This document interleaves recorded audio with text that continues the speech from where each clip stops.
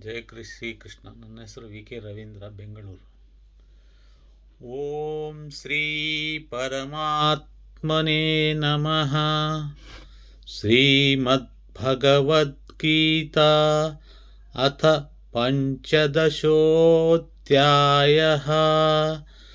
ಶ್ರೀಭಗವಾನುವಾಚ ಊರ್ಧ್ವಮೂಲಮದಃ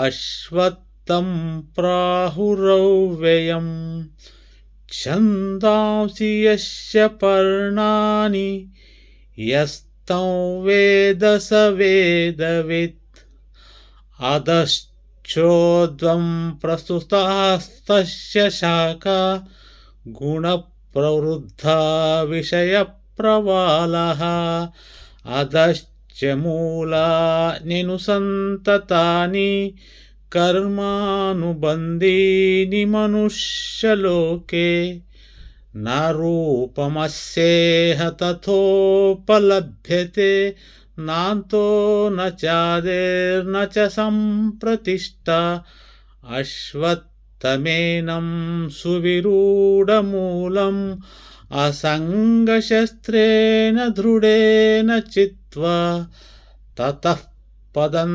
ತತ್ಪರಿಮಾರ್ಗಿತವ್ಯೈ ಯಸ್ಮಿನ್ ಗತಾ ನ ನಿವರ್ತಂತಿ ಭೂಯಃ ತಮೇವ ಚಾದ್ಯಂ ಪುರುಷಂ ಪ್ರಪದ್ಯೆ ಯತಃ ಪ್ರವೃತ್ತಿಃ ಪ್ರಸ್ತುತಾ ಪುರಾಣಿ ನಿರ್ಮಾನಮೋಹಾಜಿತಸಂಗದೋಷ ಅಧ್ಯಾತ್ಮನಿತ್ಯಾ ವಿನಿವೃತ್ತಕಾಮಃ ದ್ವಂದ್ವೈರ್ವಿಮುಕ್ತಾ ಸುಖದುಃಖಸಂಜ್ಞೈರ್ಗಚ್ಚन्तಮೂಢಾಃ ಪದಮವ್ಯಯಂ ತತ್ ನ ತದ್ಭಾಸಯತೆ ಸೂರ್ಯೋ ನ ಶಶಾಂಕೋ ನ ಪಾವಕಃ ಯದ್ಗತ್ವಾ ನ ನಿವರ್ತಂತೆ ತದ್ದಾಮ ಪರಮಂ ಮಮ.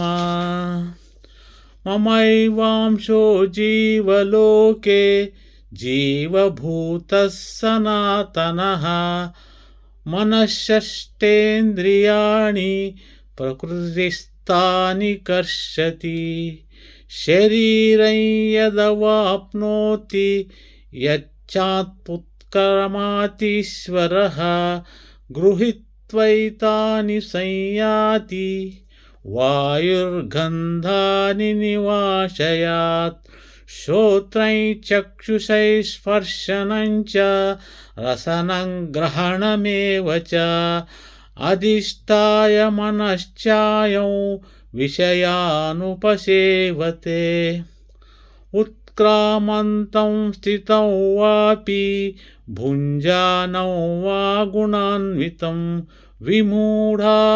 ವಿಮೂಢಾನಾನುಪಶ್ಯಂತಿ ಪಶ್ಯಂತಿ ಜ್ಞಾನಚಕ್ಷುಷಾ ಯತಂತೋ ಯೋಗಿನಶ್ಚೈನಂ ಪಶ್ಯಂತ್ಯಾತ್ಮಾನವ್ಯಸ್ಥಿತಂ ಯತಂತೋಪ್ಯಕೃತಾತ್ಮಾನೋ ನೈನಂ ಪಶ್ಯಂತ ಚೇತಸಃ ಯದಾಧಿಗತ್ಯಂ ತೇಜೋ ಜಗದ್ಭಾಸಯತೆಖಿಲಂ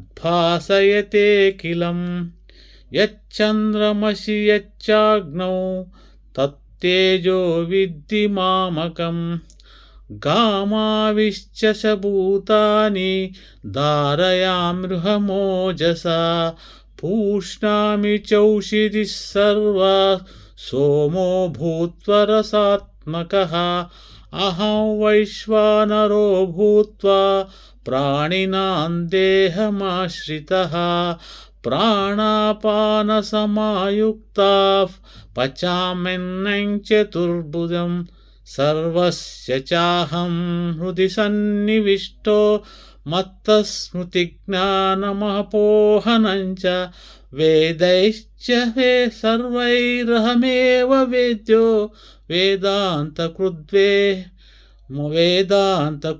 ವೇದಾಂತಕೃದ್ವೇದವಿದೇವ ಚಾಹಂ ದ್ವಾವಿಮೌ ಪುರುಷೌ ಲೋಕೆ ಕ್ಷರಶ್ಚಕ್ಷರ ಏವ ಚ ಕ್ಷರಃ ಸರ್ವಾಣಿ ಭೂತಾನಿ ಕೂಟಸ್ಥೋಕ್ಷರ ಉಚ್ಯತೆ उत्तमः पुरुषस्तन्यः परमात्मेत्युदाहृतः यो लोकत्रयमाविश्य बिभर्तव्य ईश्वरः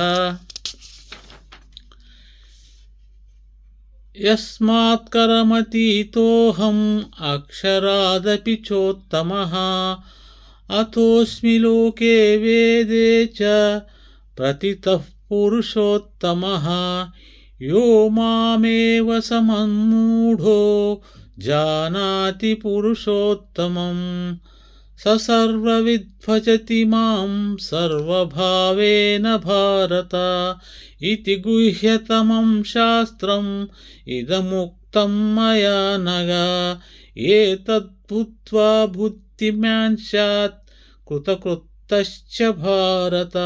ॐ तत्सदिति श्रीमद्भगवद्गीतासु उपनिषत्सु ब्रह्मविद्यायां योगशास्त्रे श्रीकृष्णार्जुनसंवादे पुरुषोत्तमयोगो नाम पञ्चदशोऽध्यायः। श्रीकृष्णार्पणमस्तु। ॐ श्रीकृष्णार्पणमस्तु।